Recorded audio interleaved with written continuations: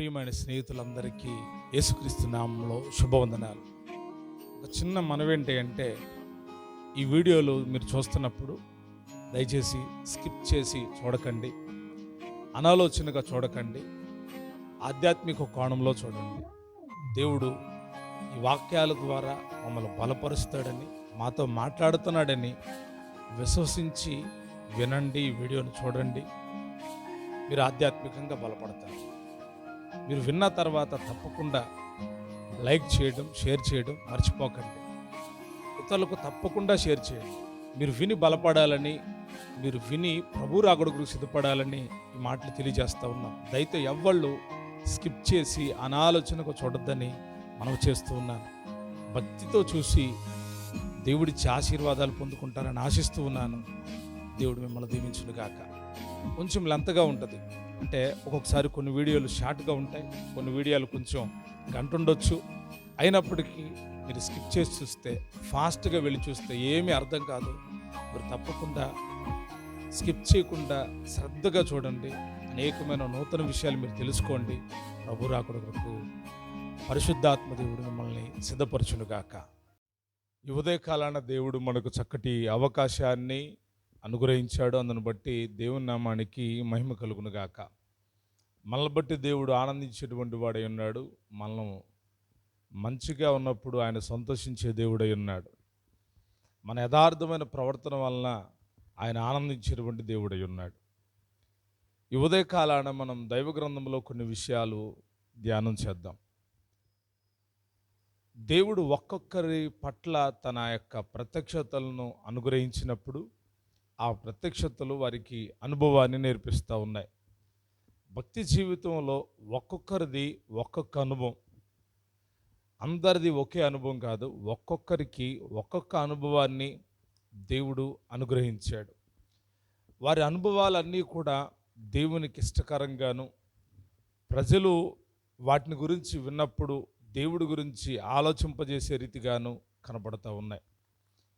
సొంత ఎక్స్పీరియన్స్ అంటే సొంత అనుభవాలు వేరు, దేవుడు నడిపించినటువంటి అనుభవాలు వేరు. దేవుడు తన పిల్లలు నడిపించినప్పుడు అవి శ్రేష్టమైన అనుభవాలుగా కనపడతాయి. మనకు మనంగా నడిచి వెళ్తున్న మార్గంలో కూడా మనకు కొన్ని అనుభవాలు కనపడతాయి. అవి మన అనుభవాలు, మన ఇష్టానుసారంగా మనకిష్టమైనట్టుగా నడుచుకున్న విధానంలో కలిగే అనుభవాలు. అయితే దేవుడు నడిపించేటువంటి ఆ నడవడికలో ఆ అనుభవాలు చాలా వ్యత్యాసంగా ఉంటాయి. ఆ అనుభవాలు మనకు ధైర్యాన్ని ఇస్తాయి, ఆ అనుభవాలు మనల్ని బలపరుస్తాయి, ఆ అనుభవాలు మన కన్నీళ్లు దుడుస్తాయి, ఆ అనుభవాలు మన జీవితంలో ఎన్నో మేలులు మనం పొందుకున్నట్లుగా మనల్ని ప్రేరేపిస్తాయి.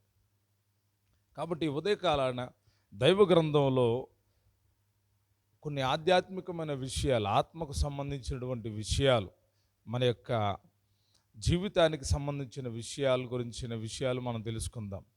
చదువుదాం. కీర్తన గ్రంథం 91వ కీర్తన 4వ వచనం. దయచేసి బైబిల్ ఉన్న వాళ్ళందరూ కూడా తీసి ఈ యొక్క కీర్తన చదువుతుండగా చూడాలని ప్రభుపేట మనం చేస్తున్నాను. ఆయన తన రెక్కలతో నిన్ను కప్పును, ఆయన రెక్కల కింద నీకు ఆశ్రయము కలుగును. ఈ యొక్క కీర్తనను మనం గమనించినప్పుడు దైవజనుడు, ప్రవక్త, మంచి గొప్ప నాయకుడు, దేవుని ఇల్లంతట్లో కూడా నమ్మకమైన వాడైనటువంటి మోషే గారి చేత రాయబడింది. ఈ 91వ కీర్తన అంతా వాగ్దానాల కీర్తన అని మనం చెప్పుకోవచ్చు. ఈ 91వ కీర్తన అంతట్లో కూడా వాగ్దానాలు, శ్రేష్టమైన అమూల్యమైన దేవుని వాగ్దానాలు, అనగా దేవుడు ఏం చేస్తాడు, దేవుడు ఎలాగా చేస్తాడు, ఎందుకు చేస్తాడనే విషయం ఈ యొక్క 91 కీర్తనలో మనకు కనపడుతుంది. ఎన్నో శ్రేష్టమైన వాగ్దానాలు ఉన్నాయి. ఇప్పుడు మనం చదివినటువంటి మాటను గమనిస్తే, ఆయన తన రెక్కలతో నిన్ను కప్పును, ఆయన రెక్కల క్రింద నీకు ఆశ్రయము కలుగును. ఈ వాక్య భాగాన్ని మనం చదివినప్పుడు మనకి ఒక ఆలోచన రావాలి కూడా, ఆలోచించాలి కూడా. కొన్నిసార్లు అంతగా ఆలోచించరు, కానీ ఆలోచించండి. మోషే గారు ఏమంటున్నాడంటే, ఆయన రెక్కల క్రింద, ఆయన తన రెక్కల క్రింద నిన్ను కప్పును, ఆయన రెక్కల క్రింద నీకు ఆశ్రయము కలుగును అంటున్నాడు. ఆయన రెక్కలు అని చెప్తూ ఉన్నాడు. దేవుడికి రెక్కలు ఉంటాయా? ఆయన రెక్కల క్రింద నీవు ఉండాలా? ఆయన రెక్కలతో నిన్ను కప్పుతాడా అని అంటే మనము అర్థం చేసుకోవాలి. దేవుడికి రెక్కలుండవు, కానీ ఆయన ఒక పక్షిరాజులాగా కనబడుతూ ఉన్నాడు. పక్షిరాజు అంటే మనము ఆ పేరులోనే ఉంది. పక్షిరాజు అంటే భూమి మీద దేవుడు సృష్టించినటువంటి పక్షులలో చాలా రకాలైన పక్షులు ఉన్నాయి. చిన్న పిచ్చుకు దగ్గర నుండి పెద్ద గ్రద్ద, ఇంకా పక్షిరాజు అంతవరకు కూడా పక్షులు ఉన్నాయి. వాటికి 2 రెక్కలు ఉన్నాయి. ఆ 2 రెక్కలతో అవి ఎగురుతూ ఉన్నాయి.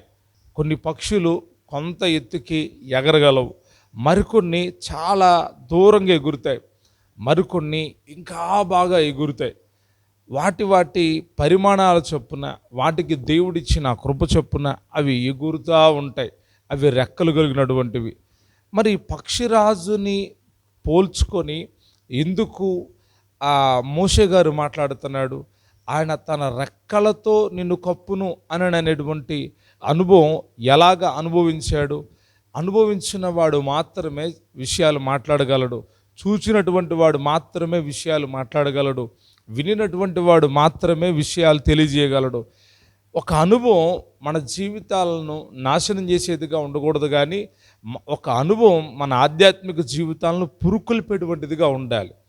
ఇప్పుడు మోషే గారు అంటున్నాడు, ఆయన తన రెక్కలతో నిన్ను కప్పును. దేవుని యొక్క రెక్కల క్రింద ఎలాగుంటుందో అనుభవించిన వాడు మోషే. ఎన్ని దినాలు ఉన్నాడంటే 40 దినాలు కానానికి ఇతడు వెళ్ళలేదు, కానీ కానానుకు చేరే వరకు దేవునితో ఒక ప్రత్యేకమైన అనుభవం మోషేకుంది.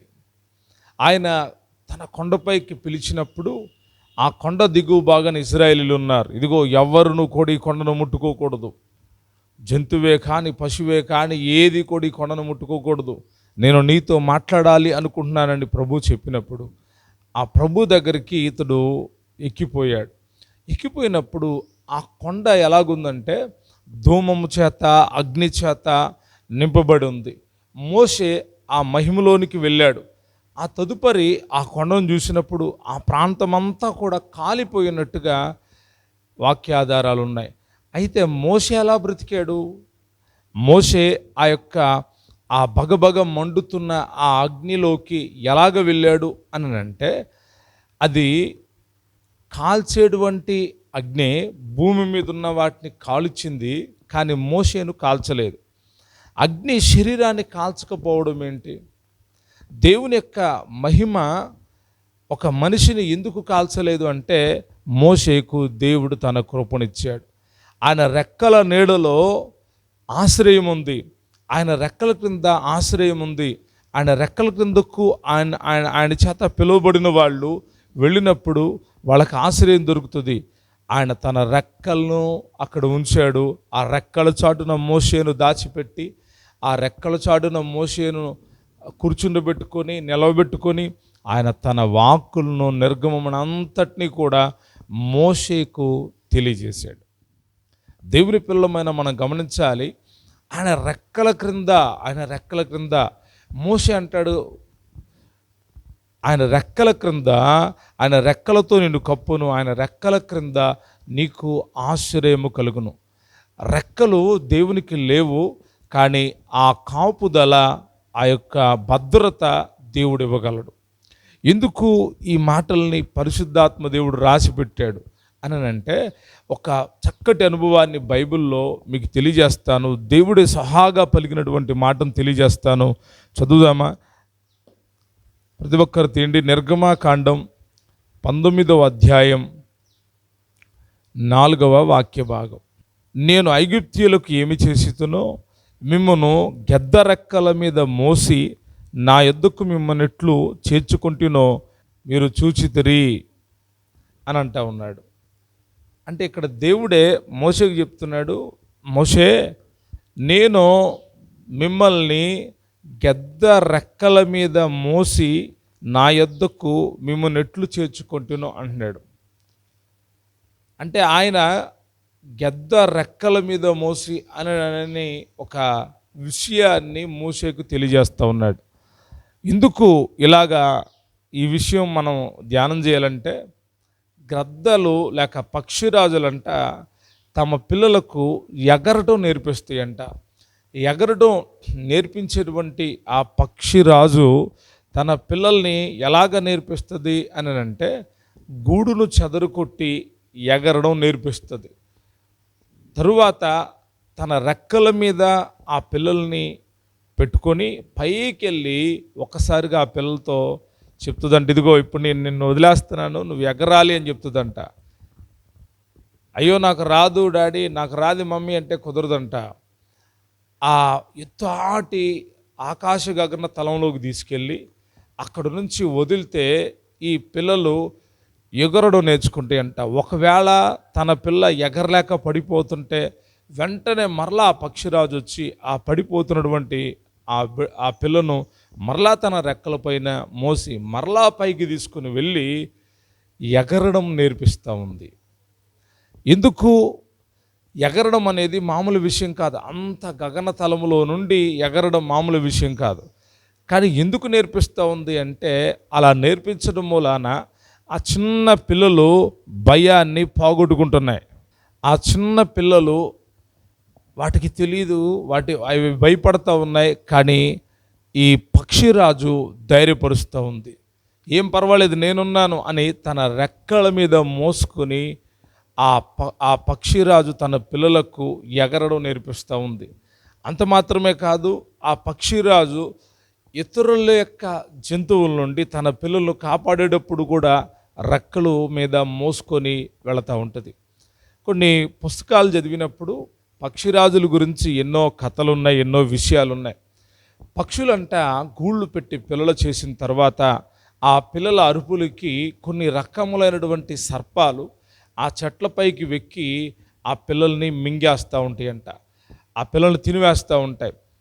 అటువంటి సమయంలో పక్షిరాజు ఏం చేస్తుంది అంటే, ఒకటి ఆ సర్పం మీద ఫైట్ చేస్తుంది. ఒకవేళ ఆ సర్పం బలమైందయ్యి పిల్లల్ని తినడానికి వస్తుందని తెలిస్తే ఈ పక్షిరాజు తన పిల్లల్ని తీసుకొని మరొక చోటుకు తీసుకొని రెక్కల మీద మోసుకుంటా తీసుకొని వెళ్ళిపోతుంది. ప్రతి జాతిలోనూ అవి తమ పిల్లలను కాపాడుకుంటూ ఉంటాయి. నేను ఒక కుక్కను చూశాను. అది అనుకోకుండా మా ఇంటి దగ్గరకు వచ్చింది. అది ఆడకుక్క. అయితే అది పిల్లలను పెట్టింది. పిల్లలను పెడితే అప్పుడు ఇల్లు కడతా ఉన్నాము, ఆ ఇంట్లో లోపల పెట్టింది. నేను ఆ పిల్లల్ని తీసుకొని బయటికి తీసుకొచ్చి ఒక చాటు పెట్టాను. పెడితే అదేం చేసిందో తెలుసా, మరలా ఆ పిల్లల్ని మరొక చోటుకి తీసుకొని సురక్షితం కలిగేటువంటి ప్లేస్లోకి తీసుకొని వెళ్ళింది. ఎలా వెళ్ళిందా అని, ఇంత చిన్న పిల్లల్ని ఎలా పట్టుకొని వెళ్ళిందంటే, అది తన నోటితో తన పిల్లలను పట్టుకొని తీసుకొచ్చి పడతా ఉంది. అంటే ఒక్కొక్క జాతి జంతువుల్లో కానీ పక్షుల్లో కానీ అవి తమ పిల్లలను రక్షించుకోవడంలో చాలా చాకచక్యంగా వ్యవహరిస్తూ ఉంటాయి. మనము ఊహించలేం, ఎలాగ ఇది పిల్లల్ని అక్కడ దాకా తీసుకొని వెళ్ళింది. అవి నడవట్లేదు, అవి అప్పుడే చిన్న చిన్న పిల్లలు. అంటే వాటిని మెడతో పట్టుకొని, అదే కుక్క పెద్దవైన తర్వాత ఆ కుక్కకు సంబంధించిన జాతులే ఆ పిల్లలు చంపడానికి ప్రయత్నం చేస్తాయి. కాబట్టి మనం ఇక్కడ నేర్చుకోవాల్సిన విషయం, పక్షిరాజు తన పిల్లలను రక్షించగలదు, కాపాడగలదు, శత్రు చేతుల నుండి తప్పించగలదు. అందుకే భక్తుడైన దావీదు ప్రార్థన చేస్తాడు. ఈ రెక్కల అనుభవం మోషేకే కాదు, దావీదుకు కూడా కలిగి ఉంది. దావీదు చేసినటువంటి ఒక 2-3 ప్రార్థనలను ఒకసారి మనం ధ్యానం చేద్దాం. కీర్తన గ్రంథం 17వ అధ్యాయం 9వ వచనాన్ని చదువుతున్నాను, గమనించండి. కీర్తన గ్రంథం 17వ అధ్యాయం 9వ వచనం. ఒకడు తన కనుపాపను కాపాడుకున్నట్లు నన్ను కాపాడుము, నన్ను లయపరచగోరు దుష్టులను పోగొట్టి కాపాడుము, నన్ను చుట్టుకొను, నా ప్రాణ శత్రువుల చేత చిక్కుకుండను, నీ రెక్కల నీడ క్రింద నన్ను దాచుము. దావీదు అంటున్నాడు, అయ్యా నీ రెక్కల నీడలో నన్ను దాచు. మోషే గారేమో ఆయన రెక్కల క్రింద నీకు ఆశ్రయం ఉంది అని చెప్తుంటే ఆయన అంటాడు, నీ రెక్కల నీడలో నన్ను దాచు. మరొక మాట అంటాడు 36వ కీర్తన 7వ వచనంలో కూడా ఒక చక్కటి మాట అంటాడు. చదువుతున్నాను, మీరందరూ కూడా గమనించండి. దేవా, నీ కృప ఎంతో అమూల్యమైనది, నరులు నీ రెక్కల నీడను ఆశ్రయించుచున్నారు. చాలామందికి అర్థమైంది ఆయన రెక్కల నీడ క్రింద ఎలాగా ఉంటుందో. అందుకే నరులంట ఆయన రెక్కల నీడను ఆశ్రయించుచున్నారు అంటాడు. 57వ కీర్తన 1వ వచనంలో కూడా ఓ చక్కటి మాట రాయబడి ఉంటుంది. చదువుతున్నాను, గమనించండి. దావీదు సౌలు వద్ద నుండి పారిపోయినప్పుడు అతడు రచించిన అనుపద గీతము. సౌలు తరుముతా ఉన్నప్పుడు దావీదు పారిపోతూ ఉన్నాడు. ఆ పారిపోతూ ఉన్నప్పుడు అతడు ఒక పాటను రాశాడు గుహలో. ఆ పాటలో ఉన్న అర్థం మనం చదువుతున్నాం. నన్ను కరుణింపుము దేవా, నన్ను కరుణింపుము, నేను నీ శరణదొచ్చి ఉన్నాను. ఈ ఆపదలు తొలగిపో వరకు నీ రెక్కల నీడన శరణదొచ్చి ఉన్నాను. నీ రెక్కల నీడన నేను శరణదొచ్చి ఉన్నాను. ఆపదలు తొలగిపోయే వరకు నీ రెక్కల నీడలో ఉంటానయ్యా. ఆపదల్లో ఆయన రెక్కల కింద ఆశ్రయం దొరుకుతుందా? కష్టకాలంలో ఆయన రెక్కల కింద మనం సురక్షితంగా ఉండగలుగుతామా? కరువు కాలంలో ఆయన రెక్కల కింద సురక్షితంగా ఉండగలుగుతామా? ఏమీ లేనప్పుడు కూడా ఆయన రెక్కల కింద మనం భద్రంగా ఉండగలుగుతామా అంటే అవును. ఆయన రెక్కలతో మనల్ని కప్పుతాను అని వాగ్దానం చేస్తున్నాడు. మహోన్నతుని చాటును నివసించువాడే సర్వశక్తుని నీడను విశ్రమించువాడు. ఆయన రెక్కల నీడ నీకు తెలిస్తే, ఆయన రెక్కల్లో ఉన్న ఆ కాపుదల నీకు తెలిస్తే నీవు ఈ రీతిగానే ప్రార్థన చేస్తావు. ప్రభా, నన్ను నీ రెక్కల నీడలో దాయ్యా, నన్ను నీ రెక్కల నీడలో భద్రం చేయమని అడుగుతావు. ఎందుకంటే అవి ఒక పక్షికున్న రెక్కలు కాదు, అవి ఒక జంతువుకున్నటువంటి రెక్కలు కాదు, అవి దేవదూతలకున్న రెక్కలు కాదు. ఆయనే ఆయన హస్తాలే రెక్కలే. ఆయన హస్తాలే రెక్కలుగా కనబడుతూ ఉన్నాయి. ఆయన చేతి నీడలోకి నీవు రావాలి. ఆయన రెక్కల నీడలోకి నువ్వు వస్తే నీకు క్షేమం ఉంటుంది. ఆయన రెక్కల నీడలోకి నువ్వు వస్తే నువ్వు భద్రత కలిగి ఉంటావు. దావీదు గారు కాపాడబడ్డానికి కారణం ఏంటో చెప్తున్నాడు. దేవా, నీ రెక్కల నీడలోకి నేను వస్తూ ఉన్నాను, నీ రెక్కల క్రిందకి నేను వస్తూ ఉన్నాను. ఈ ఆపదలు తొలగిపోయే వరకు నీ రెక్కల చాటులో నేను శరణదొచ్చి ఉంటానయ్యా. నన్ను కాపాడు, నన్ను కాపాడు, నన్ను దాయి నాయనా, నన్ను దాచిపెట్టు. ఎందుకో తెలుసా? మనము మన శత్రువుల నుంచి తప్పించుకొని పారిపోయినప్పుడు ఎక్కడైనా దొరుకుతాం. కానీ ఆయన రెక్కల నీడలో నువ్వు ఉంటే నీ శత్రువు నిన్ను ఏమీ చేయలేడు. ఇశ్రాయేలు జనాంగాన్ని ఆయన తన గద్ద రెక్కల మీద మోసినట్లుగా ఆయన వారిని మోస్తా వచ్చాడు. అంటే ఆకాశమునకు భూమికి మధ్య వారున్నారు. అందుకే వారి వస్త్రాలు పాతగిల్లలేదు, వారి చెప్పులు అరిగిపోలేదు. ఎందుకో తెలుసా? వారు నడుస్తూ ఉన్నారు, కానీ వారి జీవితాల్లో ఆయన కృప సమృద్ధిగా ఉంది. వారి మీద ఆయన మేఘస్తంభం వలె ఆవరించున్నాడు, అగ్నిస్తంభం వలె ఆవరించి ఉన్నాడు. అందుకే ఏ శత్రువు ఇజ్రాయేలు ప్రజలను ఏమీ చేయలేకపోయారు. ప్రియ దేవుని బిడ్డలారా, మనం గమనించాలి. ఈ కడవరి కాలములో దేవుడు మనకు వాగ్దానం చేస్తూ ఉన్నాడు. ఆయన తన రెక్కల నీడలో నిన్ను కప్పుతాడు. నువ్వు అడగాలి, ప్రభా, నీ రెక్కలతో నన్ను కప్పయ్యా, నీ రెక్కల కింద నన్ను దాయినాయన అంటే నీవు సురక్షితంగా ఉంటావు. ఒక్క మాట చెప్తాను. నయోమి బెత్లెహేమును విడిచి మోయాబుకి వెళ్ళి అక్కడ చాలా నష్టాన్ని చవిచూసి తిరుగు ప్రయాణం అవుతూ ఉంది. కుమారుడు చనిపోయాడు, భర్త చనిపోయాడు.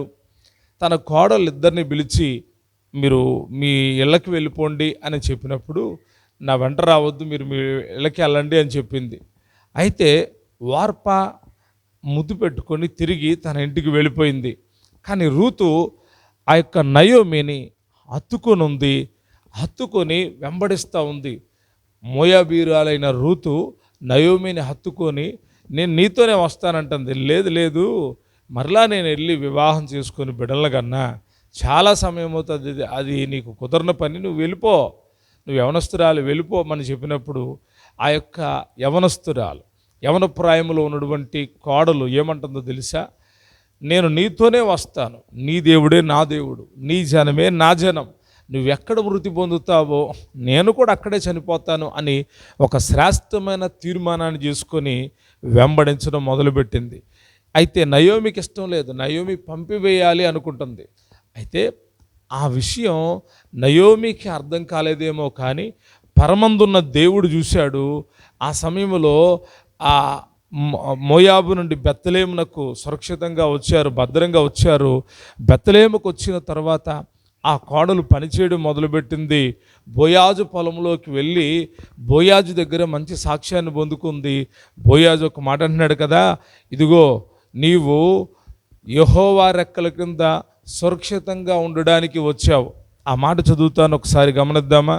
ఋతువు గ్రంథం 2వ అధ్యాయం 11వ వచనం నుండి చదువుతున్నాను, గమనించండి. నీవు నీ తల్లిదండ్రులను నీ జన్మభూమిని విడిచి ఇంతకుముందు నీవెరగని జనమునొద్దకు వచ్చితివి. యెహోవా నీవు చేసిన దానికి ప్రతిఫలమిచ్చును. ఇశ్రాయేలు దేవుడైన యెహోవా రెక్కల కింద సురక్షితముగా నున్నట్లు నీవు వచ్చితివి. ఆయన నీకు సంపూర్ణమైన బహుమానం ఇచ్చునని ఆమెకు ఉత్తరమిచ్చాను. ఏం చూడగలిగాడు బోయాజు అంటే, నీవు నీ తల్లిదండ్రులని నీ జన్మభూమిని విడిచిపెట్టి వచ్చావు. ఎక్కడికి వచ్చావు నువ్వు?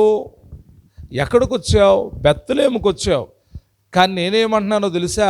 నీవు యెహోవా రెక్కల క్రింద సురక్షితముగా ఉండడానికి వచ్చావు. నిజమే దేవుని బిడ్డలారా, మనం గమనించాలి. ఆయన రెక్కల క్రింద మనము సురక్షితముగా ఉంటాం. ఆయన రెక్కల క్రింద మనం ఉంటే పోషించబడతాం. ఆయన రెక్కల క్రింద మనం ఉంటే ఆయన మనకు సహాయం చేస్తాడు. ఆయన రెక్కల క్రింద ఆశ్రయం ఉంది. ఆయన రెక్కల నీడలో క్షేమం ఉంది. బోయజ్ అంటున్నాడు, నువ్వు యెహోవా రెక్కల క్రింద సురక్షితంగా ఉండడానికి వచ్చావు. ఇశ్రాయేలు జనాంగమే మనకు మాదిరిగా కనపడుతున్నారు. దేవుడు ఆ యొక్క ఇశ్రాయేలు ప్రజలను తన రెక్కలపై మోసాడు, తన రెక్కల చాటున భద్రపరిచాడు, కాపాడాడు. కానీ ఇశ్రాయేలు ప్రజలకి నేటికి అర్థం కావట్లేదు. మనం చదువుతాం దేవుని యొక్క వాక్యములో, యేసుక్రీస్తు ప్రభువారు యెరూషలేమునకు ప్రయాణమై వెళ్తున్నప్పుడు గాడిద మీద ప్రయాణం చేసి వెళ్ళాడు. ఆ యెరూషలేము వైపు చూసి కన్నీళ్లు పెట్టుకున్నాడు. యేసు కన్నీళ్లు విడిచెను అని రాయబడి ఉంటుంది. ఎందుకు ఆయన కన్నీళ్లు విడిచాడు? ఎందుకు అంతగా బాధపడ్డాడు అంటే అక్కడ ఒక చక్కటి మాట రాయబడి ఉంటుంది. ఒకసారి చదువుతున్నాను, గమనించండి. మత్తయి సువార్త 23వ అధ్యాయం 37వ వచనాన్ని చదువుతున్నాను, గమనించండి. యెరూషలేమా యెరూషలేమా, ప్రవక్తలను చంపుచూను నీ యొద్దకు పంపబడిన వారిని రాళ్లతో కొట్టుచూను ఉండుదానా? కోడి తన పిల్లలను రెక్కల క్రిందకి ఎలాగూ చేర్చుకున్నో అలాగే నేను నీ పిల్లలను ఎన్నో మార్లు చేర్చుకునవలని నేను ఉంటిని, కానీ మీరు వల్లకపోతిరి. ఇదిగో మీ ఇల్లు విడువబడి ఉన్నది. ఆ పట్టణం వైపు చూసి ఆయన బాధపడుతూ చెప్తున్నాడు, యెరూషలేమా యెరూషలేమా, మీ దగ్గరకు ఎంతోమంది ప్రవక్తలకు పంపాను, ఎంతోమంది నా బిడ్డలు పంపించాను. అయితే మీరు వాళ్ళని ఏం చేశారు? రాళ్లతో కొట్టి చంపారు, హింసించి చంపారు. కోడి తన పిల్లలు ఎలాగ రెక్కల కింద చేర్చుకుంటుందో ఆ రీతిగా నేను ఎన్నో మార్లు మిమ్మల్ని చేర్చుకోవాలి అని అనుకున్నాను, కానీ మీరు వల్లకపోతుంది. ఇక్కడ కూడా కోడి తన రెక్కలు అంటా ఉన్నాడు. మనం ఇందాక పక్షిరాజు గురించి చదివాం. ఇక్కడ కోడి తన రెక్కల క్రింద తన పిల్లలను కాపాడినట్లు ఎప్పుడైనా మీరు గమనించారా? కోడి తన పిల్లల్ని ఎలా కాపాడుతుందో. ఇప్పుడు కాలంలో కోళ్ళు చాలా ప్రాంతాల్లో మరుగైపోయి ఉన్నాయి. గత కాలంలో కోడులను పెంచే వాళ్ళకి తెలుసు. నేను ఒకసారి చూశాను, కోడి తన పిల్లల్ని బయటికి తీసుకుని వచ్చినప్పుడు పొరపాటున మనం దానికి దగ్గరగా ఏదన్నా నెమ్మదిగా వెళ్ళిపోతే ఏమి అనో, ఒకసారి నెమ్మదిగా వాటి పక్క నుంచి వెళ్తున్నవి కోడులు పొడుస్తాయి, దగ్గరికి రావద్దు అన్నట్టుగా. ఒకవేళ ఆ పిల్లల్ని ఏదైనా పట్టుకోవడానికి మనం ప్రయత్నిస్తే అవి ఒప్పుకోవు, వెంటనే మన మీద ఫైట్ చేస్తాయి. ఒకసారి ఒక గెద్ద అమాంతంగా రాబోతుంది. ఈ కోడి గమనించి వెంటనే దాని అరుపు అరిసంగాల్నే పిల్లలన్నీ వచ్చి ఆ రెక్కలు ఇలా పెట్టంగా అలా రెక్కల కిందకి వెళ్ళిపోయినాయి. ఒక్క పిల్ల కూడా కనపడలా, మొత్తం అక్కడికి వెళ్ళిపోయినాయి. ఒకసారి మాత్రం ఏం జరిగింది అంటే, అలాగే గద్ద రాబోతుంది, ఆ కోడి మళ్ళా అరిచినప్పుడు అన్నీ వచ్చినాయి. ఒకటి దాని దారి తెలియక అటు ఇటు అటు ఇటు అటు ఇటు అటు ఇటు చూస్తూ ఉంది, గెద్దొచ్చి ఎత్తుకుని వెళ్ళిపోయింది. ప్రియదేవుని బిడ్డలారా, మనమే గమనించుకోవాలి. చాలాసార్లు దేవుడు మిమ్మల్ని చేర్చుకోవాలని ఇష్టపడతా ఉన్నాడు, తన రెక్కల నీడలో దాయాలని ఇష్టపడతా ఉన్నాడు, తన రెక్కల నీడలో భద్రపరచాలని ఇష్టపడతా ఉన్నాడు. కానీ ప్రజలు నేటికి దూరంగా ఉన్నారు. ఆయన కన్నీళ్ళు వస్తూ ఉన్నాయి. ప్రజలు నేటికి ఆయన్ని సమీపించలేకపోతున్నారు. ఆయన కోడి తన పిల్లల్ని ఎలాగ కాపాడుతుందో ఆ రీతిగా కాపాడాలి అని అనుకుంటున్నాడు. ఆయన రెక్కల నీడలోకి వస్తే చాలు, నీకు క్షేమం ఉంటుంది. నీడలోనే క్షేమం ఉంటే రెక్కలతో కప్పితే మరింత భద్రంగా ఉంటావు. ఆయన రెక్కల కింద సురక్షితంగానూ ఉండడానికి వచ్చావు. కోడి తన పిల్లలను చేర్చుకున్నట్లుగా నిన్ను చేర్చుకోవాలని ఆయన ఇష్టపడుతున్నాడు. కానీ నీవు మాత్రం రావట్లేదే. ఆయన ఎన్ని మార్లు పిలుస్తూ ఉన్నా రావట్లేదే. శబ్దం వినబడిన ఆ కోడి పిల్లలు ఎలాగ రెక్కల కింద వచ్చి కాపాడబడుతున్నాయో మీకు తెలుసా? ఆ రీతిగా మీరు కాపాడబడతారని ప్రభువు చెప్తున్నాడు. మీకు తెలిస్తే తప్పకుండా మీరు ఆయన స్వరం విన్నప్పుడు ఆయన రెక్కల నీడలోనికి రావాలని ఆయన కోరుకుంటున్నాడు. మోషే గారు అంటున్నాడు, ఆయన తన రెక్కలతో నిన్ను కప్పుతాడు, దాచిపెడతాడు నిన్ను. దావీదు అంటే, నన్ను దాయిన ఆయన. అందుకే సౌలుకి అగపడలేదు. సౌలు అగపడ్డాడు కానీ సౌలుకి దావీదు అగపడలేదు, కనబడలేదు. దావీదు యొక్క సేవకులు అంటారు, దొరికాడు సౌలు, చంపేద్దామా? ఓ వద్దొద్దు, మనకు అతను కనబడ్డాడు, మనం అతనికి కనబడట్లేదు. ఎంత అద్భుతమైన విషయం! దేవుడు తన రెక్కల నీడలో దాస్తే శత్రువు నీకు కనబడతాడు, కానీ శత్రువుకు నువ్వు కనపడవు. నీ ఎదుట శత్రువు నిలబడతాడు, నువ్వు కనబడవు. నిన్ను ఆయన మరుగు చేస్తాడు, నిన్ను ఆయన దాచిపెడతాడు. కన్ఫ్యూజ్ అయిపోతాడు శత్రువు. ఇక్కడే ఉండాలి కదా, నా పగవాడు అని చూస్తాడు, కానీ నువ్వు కనపడవు. ఎందుకో తెలుసా? నువ్వు ఆయన యొక్క రెక్కల క్రిందకు వచ్చావు, సురక్షితంగా ఉండడానికి వచ్చావు. కాపుదల ఉంది, ఆయన రెక్కల నీడలో రక్షణ ఉంది, ఆయన రెక్కల నీడలో కాపుదల ఉంది. ఏ ఆపదలు నీకు వచ్చినా నువ్వు ఆయన రెక్కల నీడ కిందకి రా. ఆయన నిన్ను కాపాడేటువంటి దేవుడై ఉన్నాడు. ఆయన నిన్ను కాపాడతాడు. మనుషుల రెక్కల నీడకు వెళ్తే వాళ్ళు కాపాడరేమో. సహజంగా పక్షుల రెక్కల నీడలకు వెళ్తే వాటి వల్ల ఉపయోగం ఏమీ లేదు. కానీ యెహోవా రెక్కల క్రింద నీవు సురక్షితంగా ఉంటావు. ఎవడు నిన్నేం చేయలేడు. అక్కడ అన్నీ సమృద్ధిగా ఉంటాయి. అక్కడ ఇంకా చెప్పాలి అంటే అన్నీ అంటే మానవ జీవితంలో ప్రాముఖ్యమైనది ఆరోగ్యం. ఒక్క మాట చెప్తాను, మలాకి ప్రవక్తకి ఈ ప్రత్యక్షత దొరికింది. మలాకి ప్రవక్త అంటాడు కదా, మీరు ఆయన రెక్కల కిందకు రండి, ఏం జరుగుతుంది? అయితే 4వ అధ్యాయం 2వ వచనాన్ని చదువుతున్నాను, గమనించండి. మలాకి గ్రంథం 4వ అధ్యాయం 2వ వచనాన్ని చదువుతున్నాను, గమనించండి. అయితే నా నామమందు భయభక్తులు గలవారగు మీకు నీతి సూర్యుడు ఉదయించును, అతని రెక్కలు ఆరోగ్యమును కలుగు చేయును. కనుక మీరు బయలుదేరి క్రొవ్విన దూడలు గంతులు వేయినట్లు గంతులు వేయుదురు. క్రొవ్విన దూడలు గంతులు వేయినట్లు గంతులు వేస్తారు. ఆయన రెక్కల క్రింద క్షేమమే కాదు, మానవునికి అవసరమైన ఆరోగ్యము ఆయన కలుగు చేస్తాడు. ఇది ఎంత శ్రేష్టమైన వాగ్దానమో. ఒక ఆమె అంటుంది, ఎన్ని డబ్బులుంటే ఏముంది పాస్టర్ గారు, సరైన ఆరోగ్యం లేదు. డబ్బుంది, మంచి ఇల్లుంది, మంచి పలుకుబడి ఉంది, ఏమి లేదంట, ఆరోగ్యం లేదంట అండి. నిజమే కదా, మనకి ఎంత సంపద ఉంటే ఏముంది ఆరోగ్యం లేకపోతే, ఎన్ని డబ్బులు ఉంటే ఏముంది ఆరోగ్యం లేకపోతే. అయితే ప్రభు యొక్క వాగ్దానం, ఆయన యందు భయభక్తులు గలవారగు మీకు మీ మీద ఆయన నీతి సూర్యుడిగా ఉదయిస్తాడు. ఆయన రెక్కల క్రింద మీకు ఆరోగ్యము కలుగు చేస్తాడు. ఆయన రెక్కలు ఆరోగ్యము కలుగు చేయను. అంటే ఏ రోగం సమీపించదా? అవును. దేవుని పిల్లలు అంటే చనిపోయిన వాళ్ళని చూసి వాళ్ళు అలాగ అయిపోయారని కాదు. ఒక్కొక్కళ్ళు ప్రాణభయంతో చనిపోయారు. చాలామంది కరోనా టైంలో ప్రాణభయాలు వచ్చి చనిపోయారు.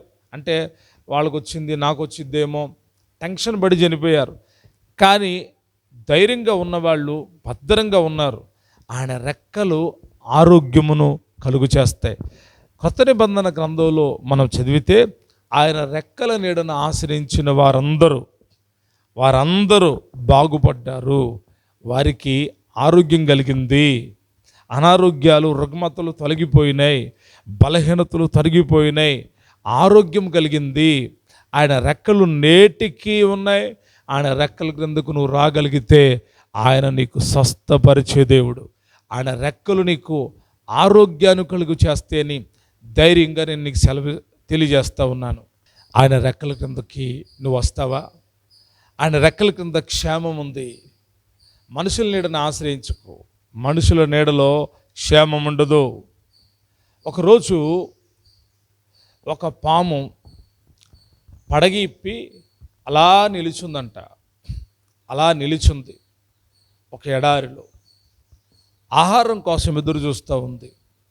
అయితే ఒక చిన్న కప్ప తనకు అంత ఎండగా ఉండడం మూలాన నీడ ఎక్కడన్నా దొరుకుతుందేమో అని చూస్తూ ఉంటే ఒక నీడ కనపడింది. అది పాము యొక్క నీడ. ఆ నీడలోకి ఈ యొక్క కప్ప వెళ్ళి చాలాసేపు ఉంది.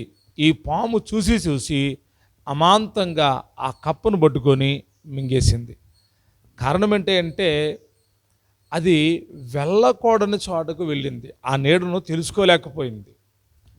నీవు సైతాను నీడలోకి వెళ్ళకూడదు. ప్రభు యొక్క రెక్కల నీడలోకి నువ్వు వస్తే ఆ రెక్కల నీడలో నువ్వు ఎంతసేపు ఉన్నా నీకు అలసట అనిపించదు. ఆయన రెక్కల క్రింద నువ్వు ఉంటే సంతోషిస్తావు. ఫైనల్గా ఒక్క మాట చెప్పి నేను ముగిస్తా. కీర్తనాకారుడైనటువంటి దావీదు ఒక మాట అంటాడు. 63వ కీర్తనలో 63వ కీర్తన 7వ వచనంలో ఒక చక్కటి మాట అంటాడు. నీవు నాకు సహాయకుడువై ఉంటివి, నీ రెక్కల చాటున శరణుజొచ్చి ఉత్సాహధ్వని చేసేదను. సంతోషధ్వని చేస్తాను. నీ రెక్కల నీడన శరణుజొచ్చి నేను ఉత్సాహధ్వని, సంతోషం కలుగుతుంది. ఎందుకో తెలుసా? ఆయన రెక్కల నీడ కిందకు మనం వస్తే మన దుఃఖము నిట్టూర్పు ఎగిరిపోతుంది. ఆయన రెక్కల నీడలో ఉన్న నీవు సురక్షితంగా ఉంటావు. ఆయన రెక్కల క్రింద ఉన్న నీకు కాపుదల ఉంటుంది. ఆయన రెక్కల నీడలో ఉన్న నీవు ఎలాగుంటావంటే ఉత్సాహధ్వని చేస్తావు, సంతోషాన్ని కలిగి ఉంటావు. ఎందుకంటే అవి ఈ భూ సంబంధమైనవి కావు. ఆయనే తన రెక్కలతో నిన్ను కప్పుతున్నాడు. ఎవరు నిన్ను కప్పట్లేదు. ఆయన తన రెక్కల కింద నిన్ను చేర్చుకుంటున్నాడు. నీకు ఆరోగ్యం కలుగుతుంది. ఆరోగ్యం కోసం ఎన్నో చోట్లకు పరిగెడుతున్నాం. కానీ శాశ్వతమైన ఆయన రెక్కల కిందకు నువ్వు రాగలిగితే నీకు ఆరోగ్యం కలుగుతుంది అని ప్రభు సెలవిస్తూ ఉన్నాడు. దేవుని బిడ్డలారా, ఈ ఉదయకాలాన్ని గమనించండి. ఇది నా దేవుడు మనకు తన రెక్కలతో మనల్ని కప్పే పక్షిరాజు వలె దేవుడు మనకు కనపడుతున్నాడు. మనం ఆయన రెక్కల నీడలోకి వస్తే రక్షణ దొరుకుతుంది. ఆయన రెక్కల నీడలోకి వస్తే క్షేమంగా ఉంటాం. ఆపదలు ఎన్నో వస్తాయి, వెన్ను తడతా వస్తాయి ఆపదలు. వెంబడి ఆపద వస్తూ ఉంటుంది. కానీ నువ్వు ఆయన రెక్కల నీడలో ఉండాలని ఆయన కోరుకుంటున్నాడు. నువ్వు ఆయన రెక్కల నీడలో ఉంటే క్షేమంగా భద్రంగా ఉంటావు. అందుకే అది గుర్తినటువంటి దావీదు అంటాడు, దేవా నీ రెక్కల నీడలో, నీ రెక్కల క్రింద నన్ను దాచిపెట్టు. శత్రు భయంలోనైనా ఆపదల్లోనైనా నేను క్షేమంగా ఉంటాను. నిజమే కదా? మనం ఆయన రెక్కల నీడలో ఉంటే క్షేమంగా ఉంటాం. ఋతు మోయాబును వదిలిపెట్టి యెహోవా దేవుని రెక్కల నీడకొచ్చింది, సురక్షితంగా ఉంది. అన్యురాలైనప్పటికీ, మోయాబీరాలైనప్పటికీ దేవుని యొక్క ధన్యతను పొందుకుంది. అంత మాత్రమే కాదు, కానీ ఆయన రెక్కల నీడలో ఆరోగ్యం ఉంది. వస్తావా ఆయన రెక్కల నీడకు? ఆయన రెక్కల నీడ యొక్క అనుభవం నీకుందా? చాలామంది జీవితాల్లో ఉంటాయి అనుభవాలు. ఏవేవో పిచ్చి దర్శనాల అనుభవాలు అవి కాదు. దేవుని యొక్క ఆ ప్రత్యక్షత, ఆ రెక్కల చాటున దాచబడిన అనుభవం ఎలాగుంది. అందరూ చనిపోతారు, కానీ దేవుడు నిన్ను కాపాడుతున్నాడు. నీ బంధువులు అందరూ చనిపోతున్నారు, కానీ దేవుడు నిన్ను కాపాడుతున్నాడు. ఎందుకు? నీవు ఆయన రెక్కల కింద ఉన్నావు. అందరికిలాగానే అప్పులు ఉన్నాయి, నీకు కూడా అప్పులు ఉన్నాయి, కానీ ఆయన నిన్ను కాపాడుతున్నాడు. వారు అప్పుల్లో సతమతమైపోయి సమాధానం లేక చచ్చిపోతున్నారు, కానీ ఆయన నిన్ను కాపాడుతున్నాడు. ఎందుకంటే ఆయన రెక్కల కింద నీవు ఉన్నావు. నీ బంధువులే, నీ కుటుంబీకులే, నీ రక్త సంబంధికులే, నీ ఎంట నుండి వారే నీ చావును చూడాలనుకుంటున్నారు. నువ్వు ఎప్పుడు చస్తావా అని చూస్తున్నారు, కానీ ఆయన నిన్ను కాపాడుతున్నాడు. ఆయన నిన్ను బ్రతికిస్తూ ఉన్నాడు. కారణం, ఆయన రెక్కల క్రింద సురక్షితంగా ఉండడానికి నీవు వచ్చావు కనుక. ఇంకా ఎవరైనా దూరంగా ఉంటే ఆయన పిలుస్తూ ఉన్నాడు, రండి ఆయన చాటును నివసించడానికి, ఆయన రెక్కల చాటున భద్రపరచబడ్డానికి. కాబట్టి దేవుడు ఆయన తన వాగ్దానం చేత బలపరిచి మిమ్మల్ని ఆయన తన రెక్కలతో కప్పునుగాక. పక్షి తన రెక్కల మీద మోసుకొని పోనట్లుగా ఆయన వచ్చినప్పుడు తన మహిమా మేఘం మీద మనలను కొనిపోవునుగాక. ఆమెన్. మంచిది ఈ వాక్యము. దేవుడు అందరి హృదయాల్లో ఫలింపచేయునుగాక. ఆమెన్.